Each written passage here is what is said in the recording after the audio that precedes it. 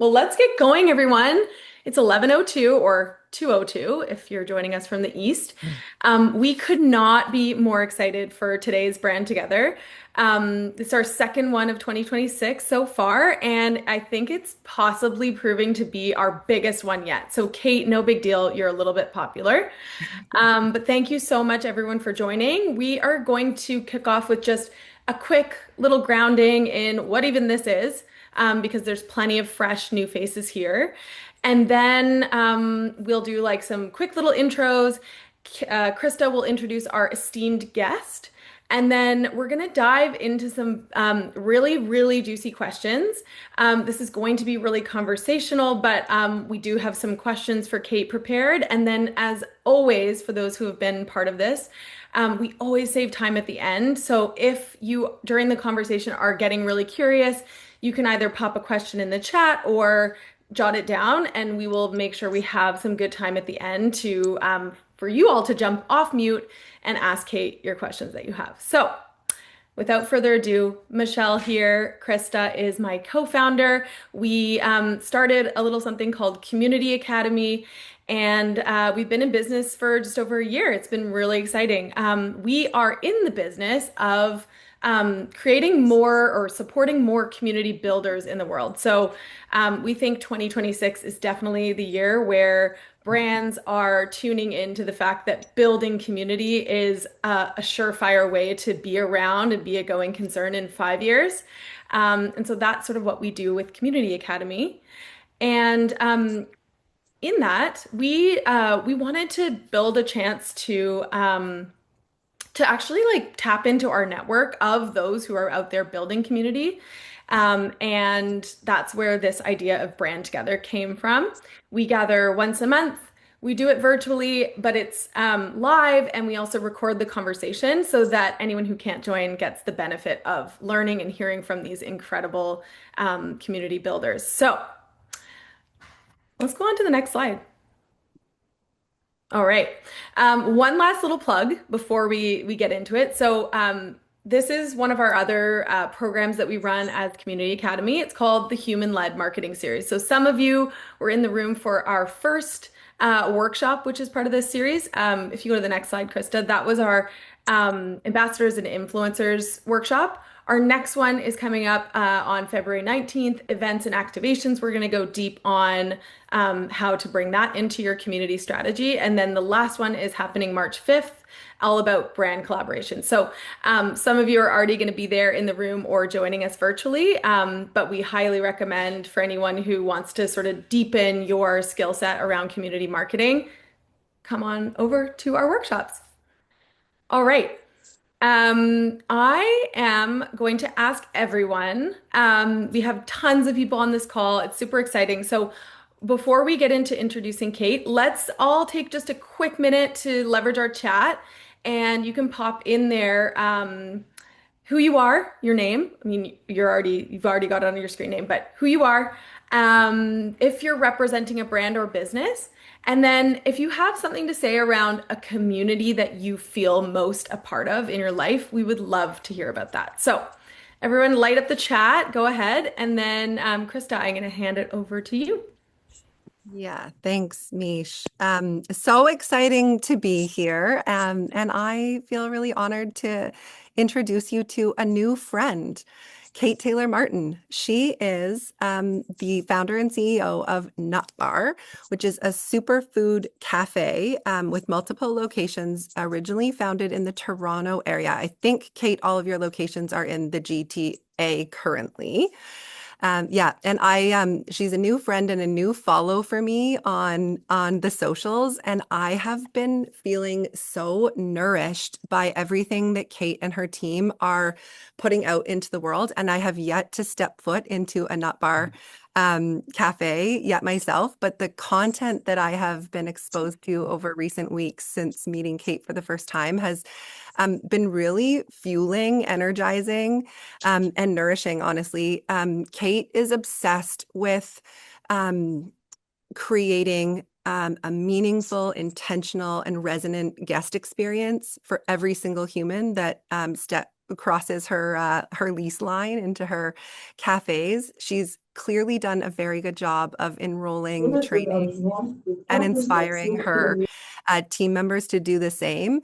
And through this really laser focus on the guest experience and being really intentional, they have built an incredible, loyal, enthusiastic, and engaged community of kind of super fans. So naturally, Michelle and I are excited and inspired to connect with Kate ourselves so we can learn from her what's been working. And then, of course, we wanted to share her wisdom and her story with all of you today.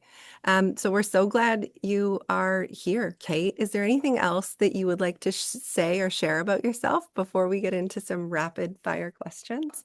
I mean, first of all, thank you so much for having me. And I'm really honored that all these people took time out of their day. And also just feel like it's worth noting that I'm at my parents' house right now because we're doing a reno at our house. I live at my parents', and just 1 second before this call, I got a call for that my daughter was sick from school. So like ran out, had to tell my mom and dad that they had to go pick up my daughter. My dad was like vacuuming. I was like, I have a call. You have to go pick up me. So there's a little bit of chaos around me, but I am here and very centered and excited. But just in case something happens, just wanted to give you a bit of context about where I am at this moment in time.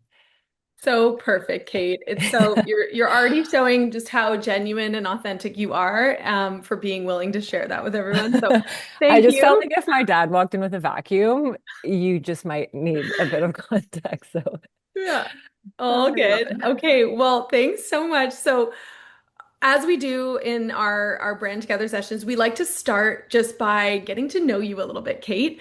And we have a few rapid fire questions we're going to throw your way. So the first being, what is the one word that your friends would use to describe you? I'm probably enthusiastic.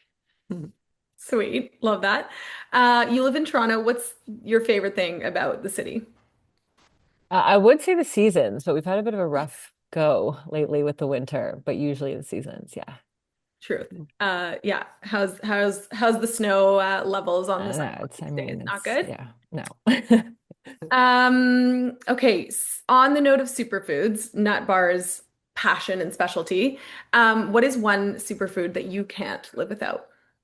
Matcha, I'm having one right now. My balance and restore Oh, matcha for sure. Yeah. wait, flash your cup again. I just want everyone to, This is yeah, our try and get it superfood in. art cup, if you can see. It's actually made with superfoods that are on our menu. So my brother, who was an artist, did it, and it's like spirulina and matcha and blue magic and beet juice. So that's like our branding is actually made with superfoods.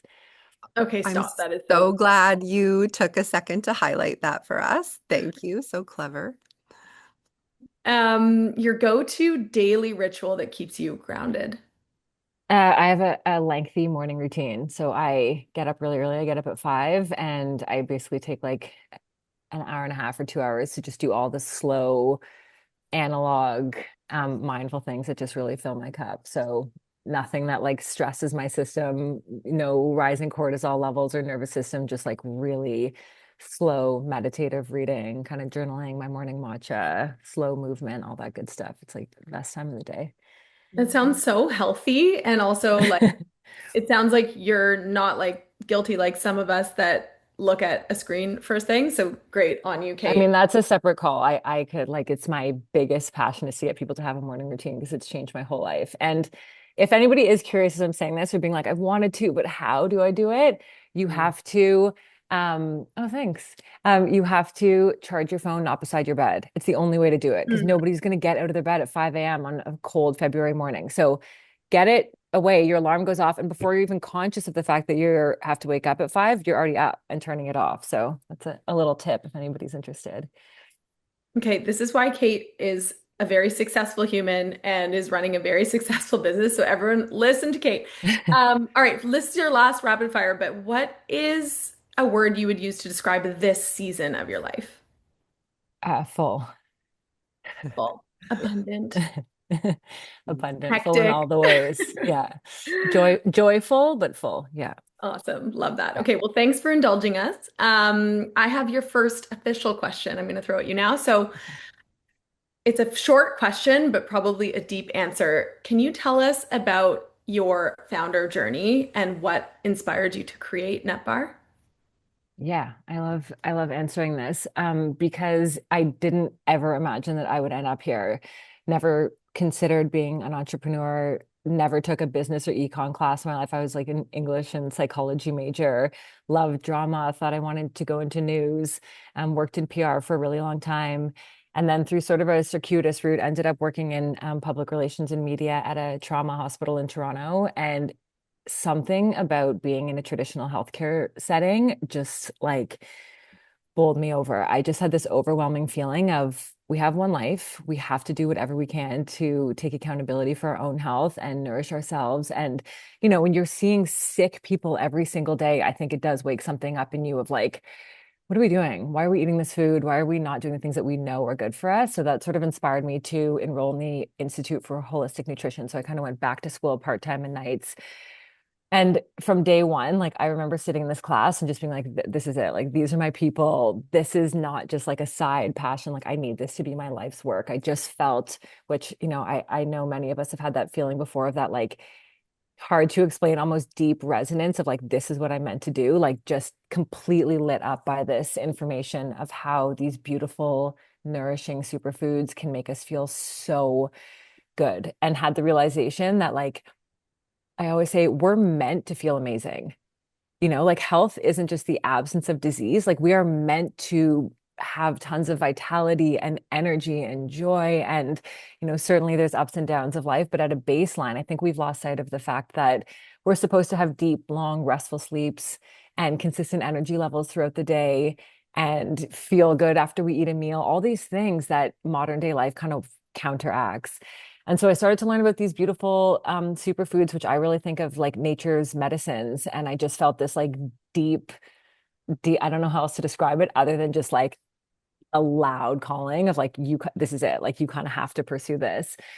And so while I was at school, I just started to form up the idea of nutbar, which actually collided with a sort of a childhood like dream of mine. When I was 10, I asked my mom for a cash register for my birthday. But, back then a cash register wasn't an iPad. It was like a giant clunky cash register that had like the receipt coming out, and she found it on the yellow pages. And I like price tagged everything in my bedroom and would make my siblings check out. Like they'd have to shop my bedroom and check out.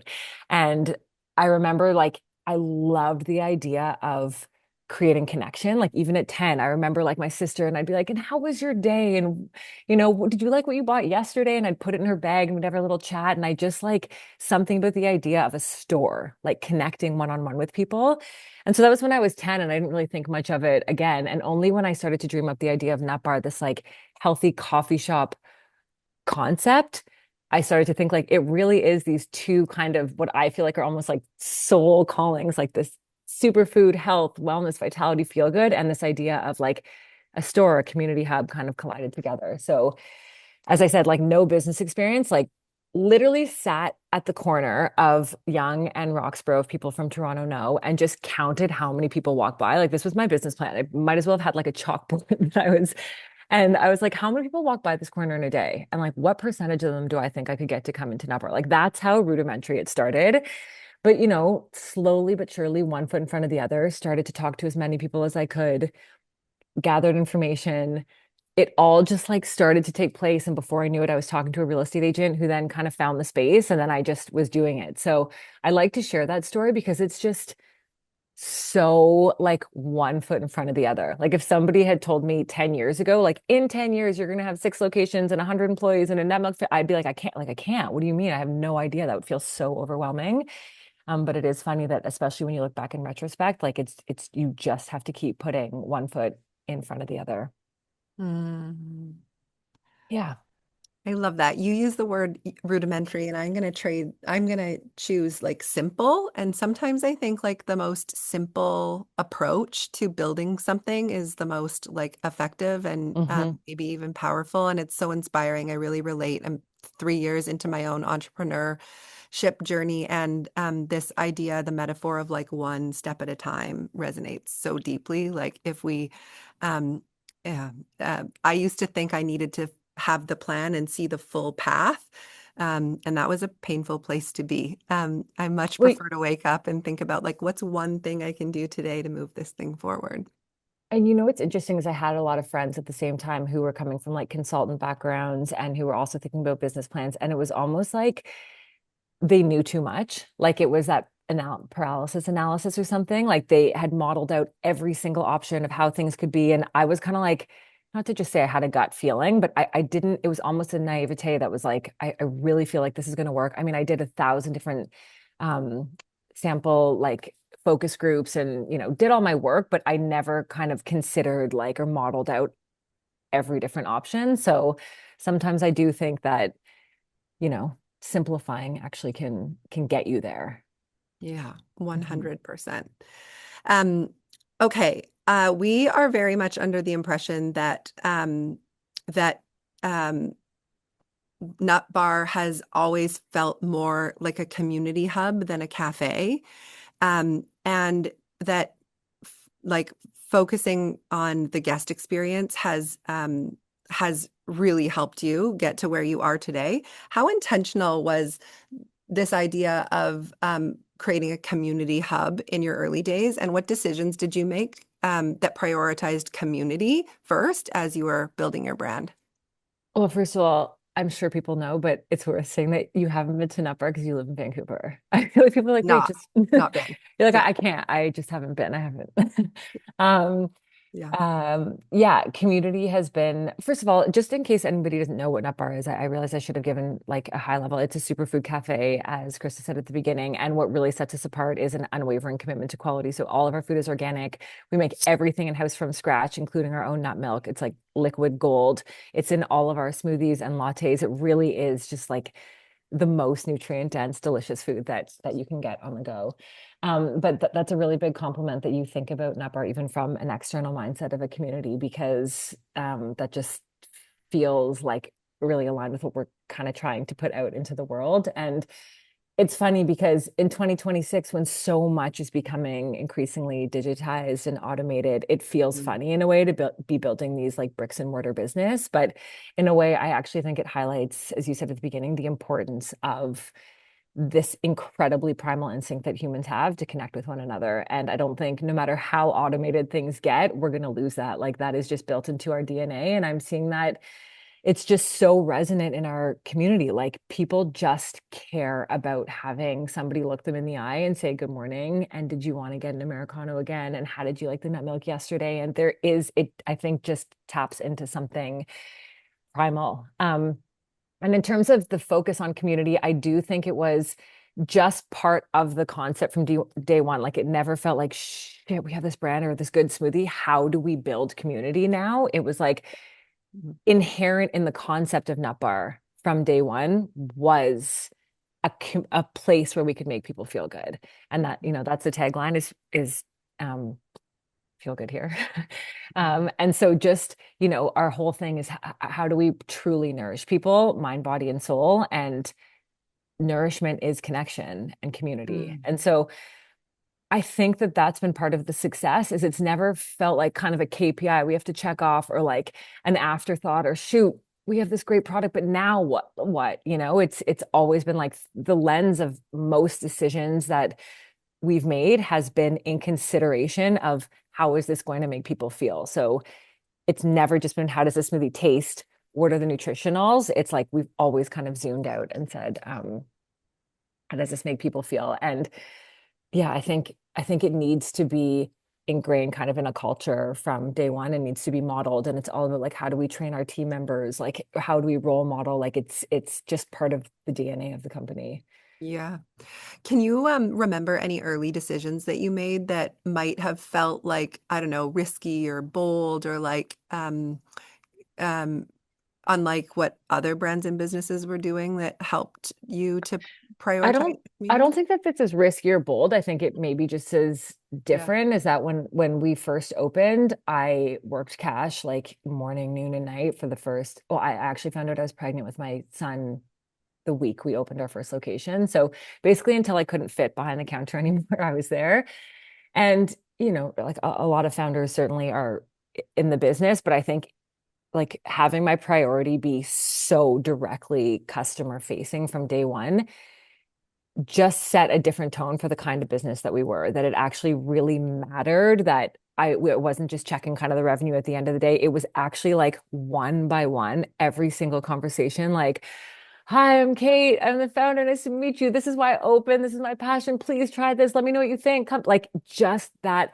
And then I think because we were new, it wasn't like I just gave the team a handbook and said, community is important to us. Here you go. It was like they saw me role modeling that from the beginning. And so even our team members were like, oh, okay, this is how we're going to connect with our customers. This is how we're going to start to build community. So I think that that just is probably an early way of just living it.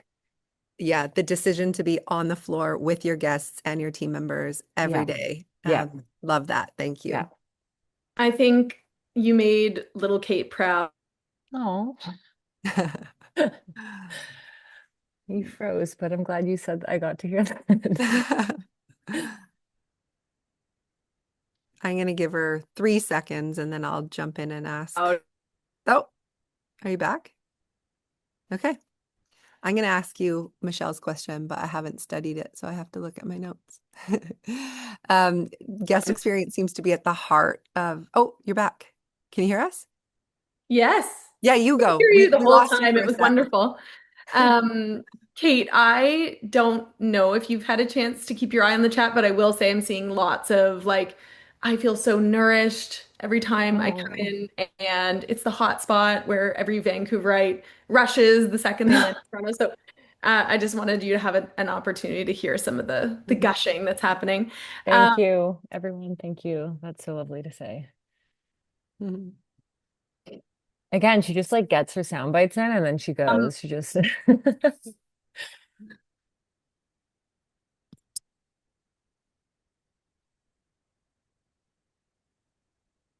No, she's frozen. Okay. Mish? Oh, I can see you blinking. oh, I'm here. Okay, your turn. Okay. Go. Apologies, team. Yeah, so we phrased this question like guest experience seems to be at the heart of Netflix.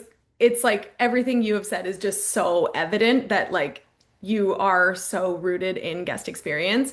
Can you give a story? You're such a good storyteller. Can you share sort of like a moment of what an exceptional guest experience has looked like and how how I guess you've ensured the consistency across your locations? Maybe could share. I know where she's going with that, so maybe I'll Yeah. just take it. Yeah. Um, yeah, guest experience. It's as I said, everything. That's kind of what we said about community. Like I think about community as not how do I access this group of people. It's like I cultivate, sorry, we very intentionally, we, because it's not just me, we, like every single front of house team member, HQ team member, we cultivate community through every single one of our interactions. And I feel like that's just a good reframe. Like sometimes the idea of like, we need to like cultivate a community or we need to grow our community or connect, like how do you do that? It really is just like face to face, slowly but surely, human to human connection, one at a time. And so we had a really good kind of like aha moment in the last little bit where, you know, as many brands do, like there's a tendency to, and I don't want to say like over prioritize, but like spend a lot of time. If big celebrity, we've had like crazy people coming in to nutbar, like I mean, I could, this is a sidetrack, but I'm just going to do a little brag right now. If in June we got a manager's chat started blowing up and everyone was like, LeBron James is sitting here eating an acai bowl. Like just really wild stories over the last year. But I do feel like there's an excitement and a tendency to think about these celebrities or VIPs or influencers coming in and being like, oh, how do we roll out the red carpet from that for them? And recently we've been like, it's actually, which we've intuitively known, just haven't been able to express, like our customers are the VIPs. And it sounds so simple, but if we treat our customers the way that we would treat every single one of them with that lens of like, look, this is LeBron James, like what starts to happen then? It's that person going back to their mom group or their school group or their community. And like that ripple effect is so powerful versus like LeBron, love him, but like he's flying back to LA and probably not, you know, thinking about us too much more, which is actually not true, but he did want to invest, which I'm also just going to say because um I can on this chat. But yeah, something about that reframe of like the customer as the VIP has been amazing to crystallize. As I said, even though that's not like we're 9 years in, that's not a new insight. It's just like a nice way to think about it. So we do like, these kind of ideas of like feel good moments, magic moments, whatever you call them, is like deeply ingrained into our DNA. So that's done through many ways. Like our HQ team just embodies that and role models it. And that trickles down to our front of house team. It's actually like mandatory we have scorecards for all of our HQ team. And the magic moment thing is on it because we want to not just say it, but hold them accountable. Like in what ways this month did you create a magic moment for one of our customers? And so that's a way that we can just kind of track it and be able to share it with each other. But we do it all the time. Like a really good example, and Maddie, my incredible director of brand, is on the call right now, and she is the definition of helps live and breathe all these things and just does things without me even needing to say it, which is such a gift to have in a team member. But for example, like we had a bride have a wedding last weekend, and she wanted it catered at Nutbar. And so we like bedazzled her smoothie sleeve and it said like bride in it, and we made it all like beautiful. So it's like such a simple thing, but her having her morning and she went to go pick up her nut bar and like opens her thing and it says bride, like it's just a spreading joy, that idea of feel good. Like how can you not feel good if that happens? So we always try and think of these just like beautiful, soulful moments that just tap into this, like, as I said, primal human connection. Other ones, like I often respond to DMs with a video. And especially if it's somebody who's come to Nutbar for the first time. So if they post like, just had my first smoothie, I think being able to go on video and being like, hi, I'm Kate. Like, thank you so much for coming. What did you think? Would love your feedback. Here's, a bit about what makes our smoothie special. Like, it just makes them feel like there's a human behind the brand. Yeah, Will Guidara, like he's amazing, and Danny Meyer and that whole thing. But it is what we're saying, right, Steph? It's like, it sounds so simple, but it's amazing the power of these moments. And even if somebody has a poor experience, I always say to the team, like, how can we make sure that that person is leaving?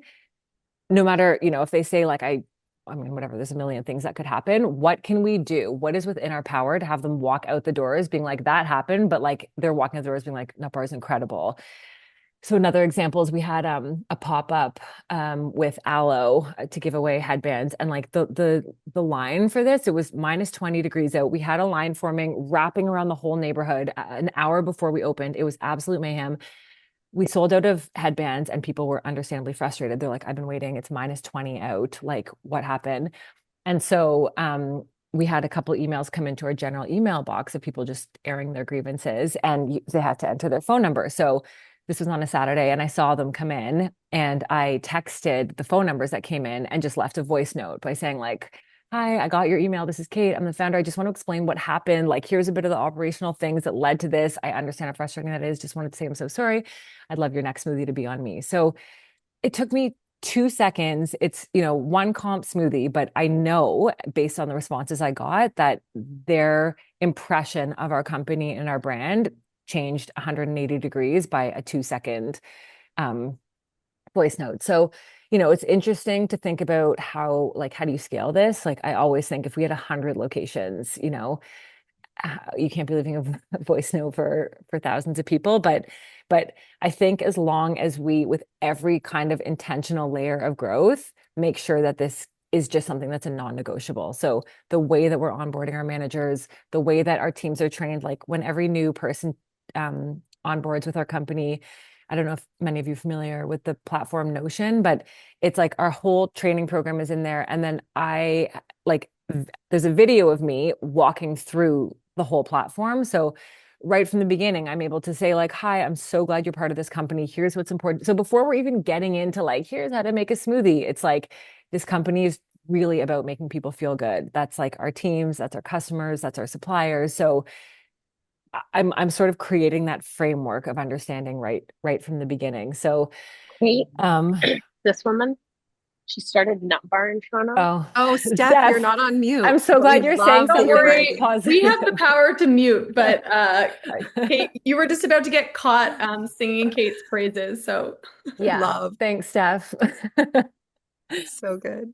Um, I love that so much. And what I really appreciate about some of those stories that you told us, Kate, is that it's not expensive and it's not complex. And I was thinking, like, okay, it's true. If she has 100 locations, maybe Kate won't be able to, make the impact through video or voice notes that she does today. And what immediately came to my mind is, sure, and your cafe managers can. Yeah, Um, and they like do. Yeah. carry on some of those traditions. Yeah. And it can, like, people want to feel seen, heard, and valued. And it doesn't always have to be the founder. No. Anyone who cares about the company or the brand reaching out to create those little moments of connection can go a really long way.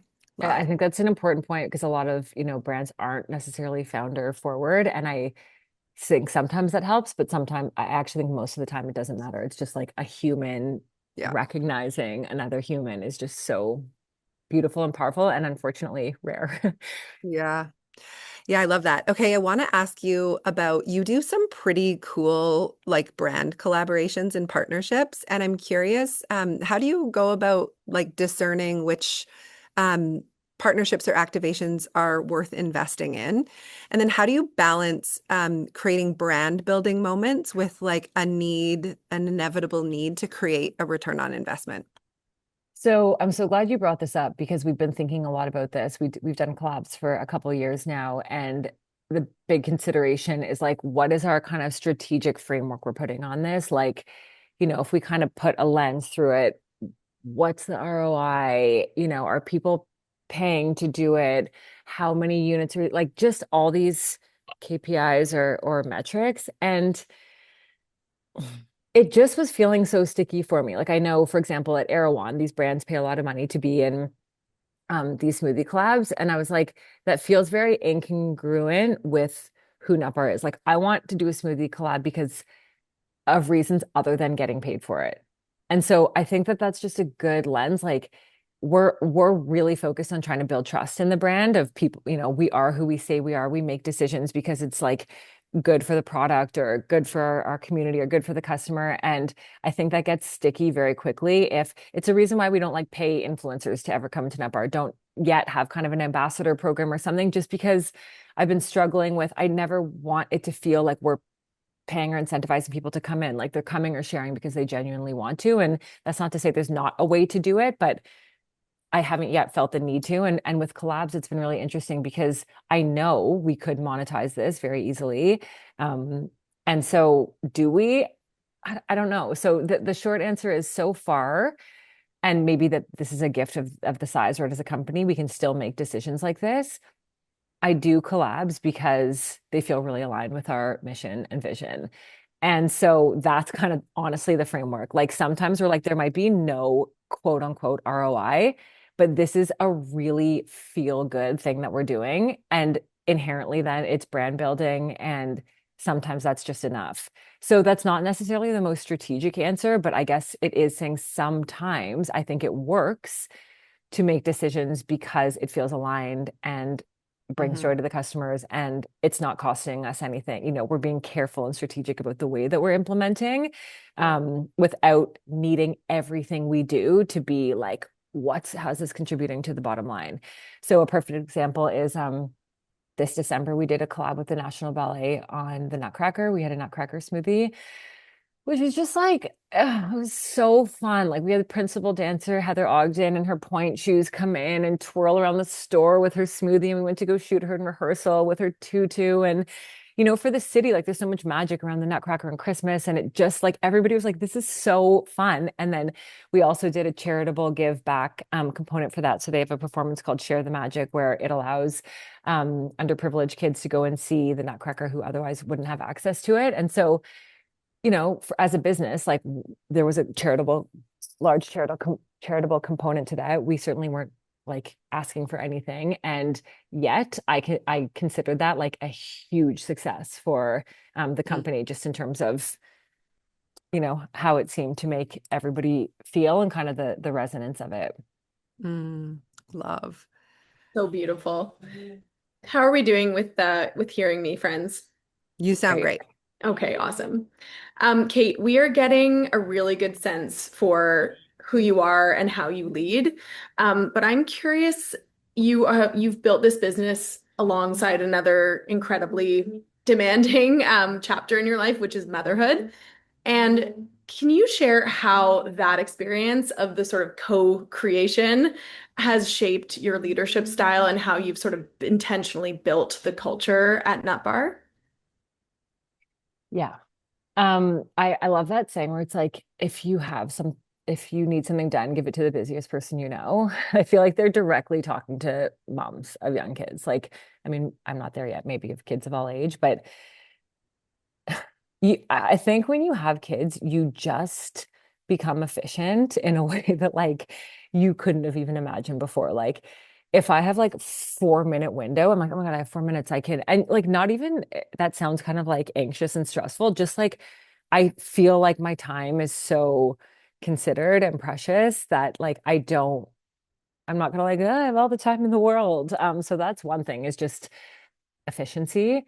I always say finding out I was pregnant early on with the business is one of the greatest gifts because I never got sucked into the day to day because the business, I knew from day one that the business would have to run without me in store. So even when I was at cash, I was like, I'm role modeling and I'm doing this, but I know very soon I'm not going to be here. So how am I actually operationalize what I'm doing and saying to be able to pass it on? So I think anybody starting a business or in a business, it's always a good idea to think like, can this run if, especially if you wanted to scale without you in the day to day.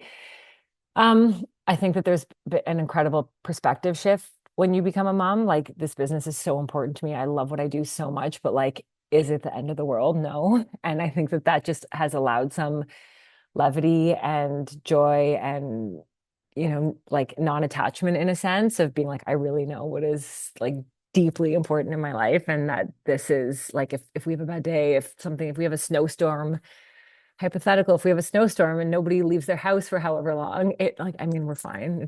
It's all good. So I think that that's been a real gift for me. And then I do think inevitably there's just a compassion that comes with having kids. So I think the way I lead, I just feel so much more like open-hearted. And it's funny because I used to think it was like a or something I needed to shy away with to say I'm like a very heart-centered leader. Like I felt like it was therefore saying I'm not effective unless you're like, I don't want to say mean, but hard or something. And I've actually, it's been a gift to have a business that's been successful. So I feel maybe a little bit more confident saying that like there's so much power and beauty and actually effectiveness in being a heart-centered leader. And if you can kind of tap into that and begin to see your employees as like people instead of people who work for you first, like it just creates this really beautiful, trusting, like people working together for a higher good feeling. So um, I think it's all the beautiful kind of soft skills. And then, being realistic, it's also like literally insane. Like, I mean, a prime example is having the teacher call me a minute before this and you have to come pick up Maeve. Like, I can't. I mean, so, as I said, I try to have this beautiful morning routine and I do that intentionally because the kids wake up at 7. So I want to fill my own bucket before then. But then if something happens at 7 while I'm getting them out the door and making them breakfast, like I have to kind of sit in the car after drop off for a second and just calm down and recenter. And, you know, sometimes when we open a new location, like as I said, I still like to work the cash for the first month or couple weeks. And so that means I'm not with my kids as much. But being a mom is incredibly important to me. I own 100% of the company, which was important from the beginning because I wanted to make decisions as I wanted. I wanted to be a mom and not have somebody tell me that I had to open so many stores in a year to have that be successful. So I think I'm proud of the way I've kind of built a life and able to be able to support being a very present and engaged mom. And now that the kids are a little older, I can start to think about what this means for the next chapter and my time and all of it. But I think it's as busy and crazy as it is, I think it's just been the like greatest years of my life. Love, love, love. Okay, speaking of like expansion and growth and um new locations, Oh, we think that there might be a really fun and exciting announcement coming.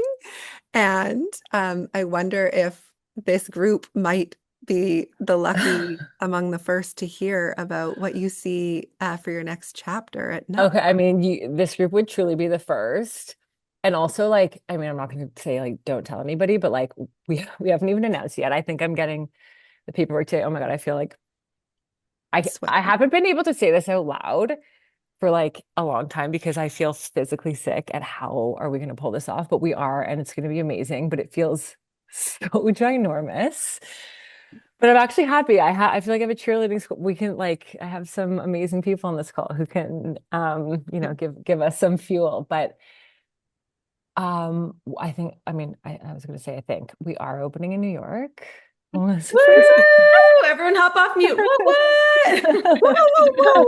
Thanks everyone. Appreciate it. First time said out loud It too. feels so nuts to say that out loud, but yeah, it's happening. It just feels like the time as I said, I've been so conscious about building a very solid foundation for this business for 9 years, and it just like feels like if not now, then when we have one life, like, I feel like if we can make it in, oh my God, the apple.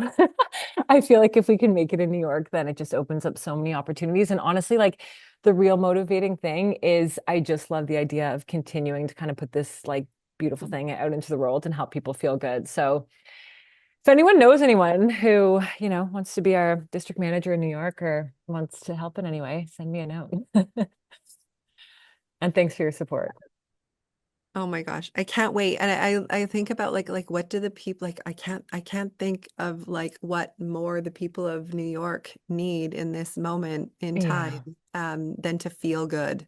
Yeah. And that's what I say. I always say I feel like nutbar is like a daily armor. Like I feel like it's just kind of a little like coat of armor around your nervous system and it allows you to help handle all the stuff that modern life throws at us. So Mm. certainly in a city, where it's just a lot of bings and pings and honks and noise and concrete, a little bit of like nourishment hopefully will go a long way. What's the this will be our last question. So those of you who are curious to dive in and have questions for Kate or comments, get ready. And what's the scariest part of saying this out loud, Kate? It just feels, you know what, saying it out loud means it's real. And I feel like I've been kind of tempering that for being like, I don't know, how to say it. Like it just saying it is like, okay, we are doing this, which I've known and which actually feels great on like a deep level. It just now it's a little bit like, oh fuck, like we have a lease in the West Village. How are we gonna do this? Yeah. So I think it all is just real. It feels less kind of like up here and it's really fun to talk about and get excited about. And now it's kind of like, okay, now we got to drill down into the how. I'm so excited to collab with you and your team on like an activation that I'm imagining later this year in New York that is all about highlighting and celebrating Canadian brands Yeah. in New York. And you Yeah. have some fun neighbors in the works. I do. Yeah. And Well, I can't wait. yeah, Yeah, we really it'll do. be a good So time. yeah, Bring a thank you. little maple leaf love to the Big Apple. Exactly. Exactly. Yeah. Okay, friends, what have you got for Kate? Questions, comments, curiosities? Johnny, come off mute if you're game. We'd love to hear your voice. Hi everyone. I'm Johnny. Kate, love listening to your thoughts. So much of it resonates. I was just curious. As you, I think you said Numbar's been in business for about a decade, but have you Mhm. found that there's been other folks popping up that has been sort of trying to copy or mimic your success, right? Especially in the sort of the community connection perspective, and how have you sort of navigated, some of those? Yeah, it's a great question. And I always use the analogy. When we first opened, people were asking, what is matcha? And now they're asking, where do you source your matcha? So, like, it just shows that there's way more fluency and education around this type of food.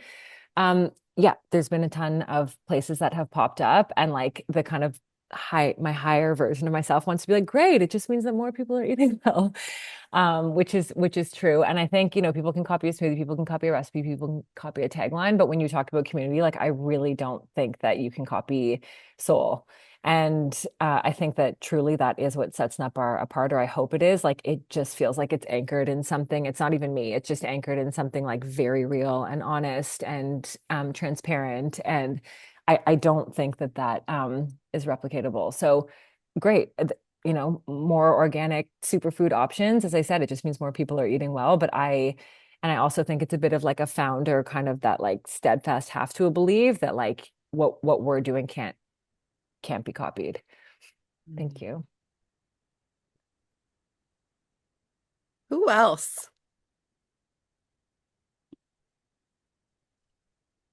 If you're sweating or you feel something in your stomach right now, it could be a great indication that it's time to speak or share. That's a nice reframe. Mm-hmm. Yeah. I have a question, Kate. Um, how do you foresee keeping that grounded community focus as you begin to scale into places like New York? That's a great question. I think it's just doing what we've been doing. So instead of going in with kind of that like big overarching strategy of, let's liaise with this influencer so they can post and get people on the door, it's going to be our team on the ground, person to person, slowly but surely doing what we did here. Like it's telling our story, it's getting them to try stuff, it's real-time reaction, it's, being on the ground weeks before we open, sharing the product. Like I really actually I don't think that there's an easy answer to create community, but I also don't think it's too complicated.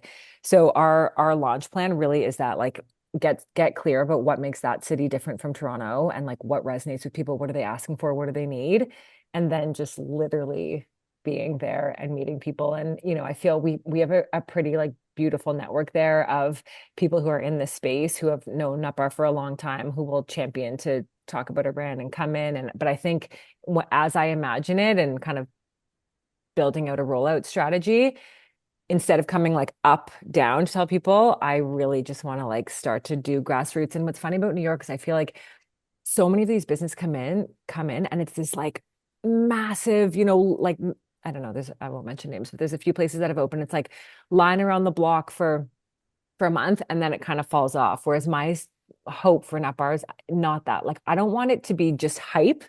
I really want like, and I chose West Village for a reason because it feels sort of like the equivalent to Summerhill in Toronto where we first opened of like, I want to become a neighborhood coffee shop for those people. Like get to know their names, get to know their orders, ask about them, know their dog who's waiting outside, like slowly and intentionally build that community. And I think if we can really do that with our first, then the foundation can kind of build on top of it. So the location choice was a really conscious part of this. Like Flatiron is where my brother's business Othership went, for example, and they're doing really well, but it's way more like transient quick traffic. So I think we could have gotten more revenue numbers, but in terms of like the community, West Village felt like the right spot. So that's what I'm saying now, but I'll let you know in 6 months once we've had a time to really build out a strategy.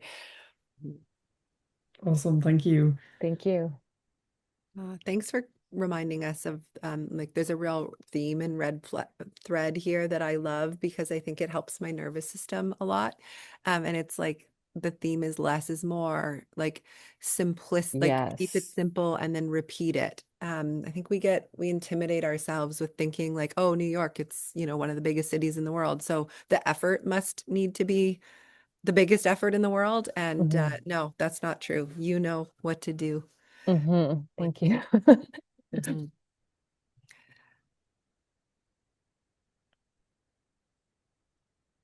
Don't hesitate to come off mute or drop a question or note in the chat. I have a question. Hi. Hi. So, first of all, thank you so much. I've taken away so much from the chat so far and the discussion. And my question is, are there any like podcasts that you listen to, like resources, newsletters, or people that you follow, anything like that that inspires the work that you do? And I know you have a really like guest forward approach and community and everything like that. So, yeah, I'd love to hear. Thank you. Oh, thank you so much for being here. Somebody brought it up earlier, but in terms of everything I was saying about the magic moments, the guest, I feel like Danny Meyer and Will Guidara are, I mean, they're saying a similar thing, and they've had so much success in what they've done. So one is called, I always want to call it Pass the Salt because there's a salt on the book, but that's not what it's called. Anyway, Danny Meyer's Blue. It's Blue Book. And then Will Guidara just came out with one called Enlightened Hospitality. So both are incredible. Setting the table. Thank you. And then you know what is interesting? So I actually feel like in this day and age, so much information comes at us that we're all getting really good at having knowledge, but I'm really thinking more about how to cultivate wisdom, which sounds kind of like meta, but instead of, there's so much information with like you get in your car and it's a podcast and then it's your inbox and then it's your Substack and then it's whatever. So I've actually lately, when I talk about my mornings being like slow and intentional, and I don't know how many of you know Judy Brooks from Whistler in Vancouver, but she's helped me with this so much. She's the wisest person I know, is reading a lot of like poetry and things that allow for kind of a subjective interpretation. And also, Krista, you were talking about nervous system, like something about waking up in the morning and just like more information just was feeling like I need to kind of have space to like think and ideate and get inspired and all of that. And I've actually found like getting the information away,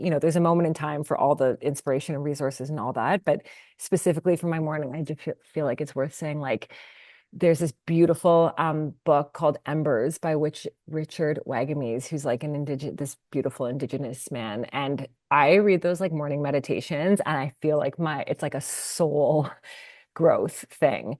And so I only say that just as, I don't know, maybe a reminder, just a reflection that sometimes there is space or can be so much benefit in like that type of medium or information, rather than, the stuff that we're bombarded with. So highly recommend Embers. It is so beautiful and resonant.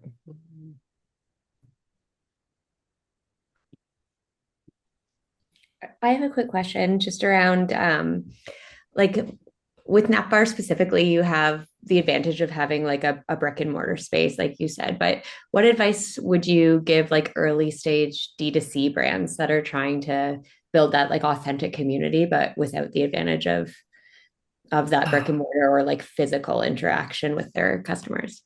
It's true. That does just feel like a whole other Yeah. beast, especially in a market that's so crowded and you go online and there's a million different things. So I would just say, like, where are the moments with your brand where you're able to talk to somebody one-on-one?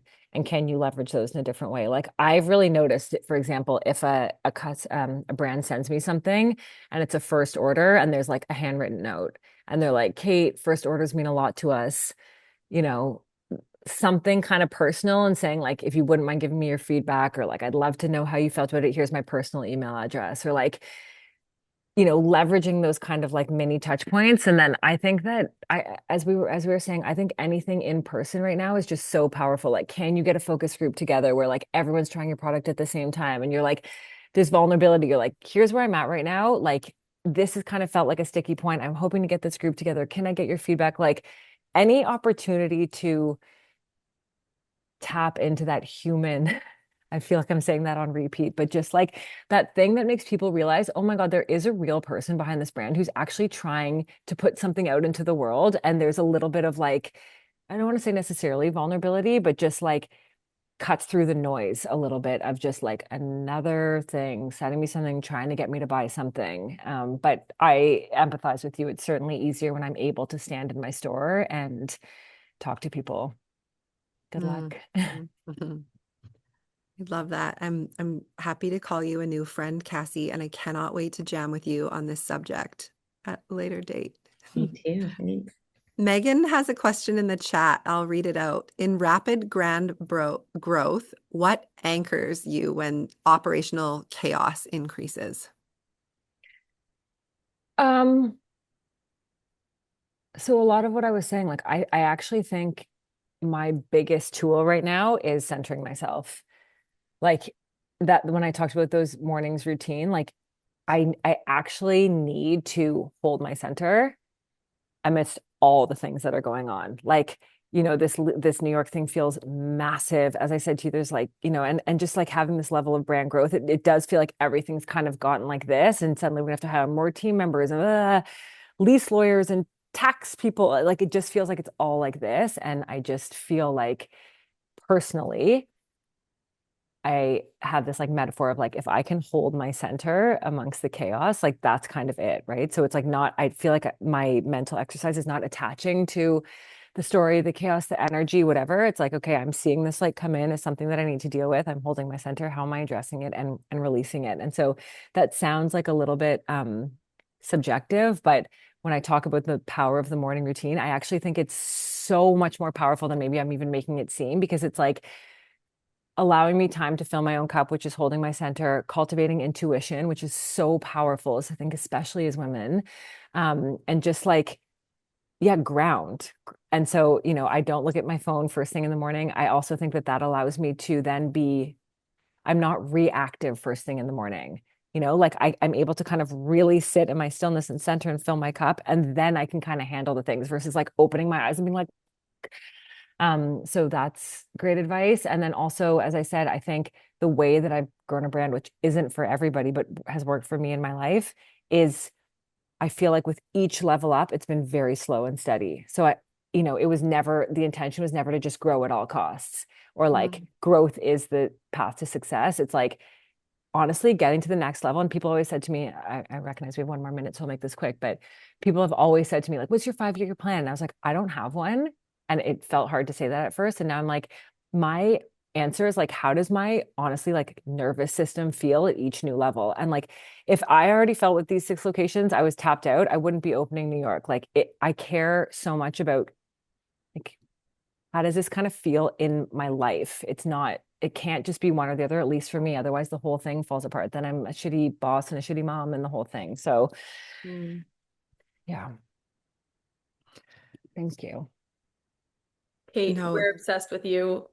Thank you so much. This was Thank you. beyond wonderful.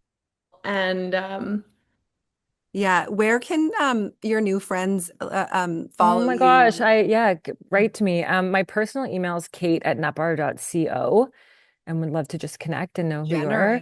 Generous. And then Nutbar's Instagram, nutbar.co, is probably the best place to just like follow yeah. what we're up to or send us a note, and we'll get back to you. But thank you everybody for taking time out of your day. This was really nice. No, thank you. We've really covered how precious our time is, how valuable, and also how like impactful it can be.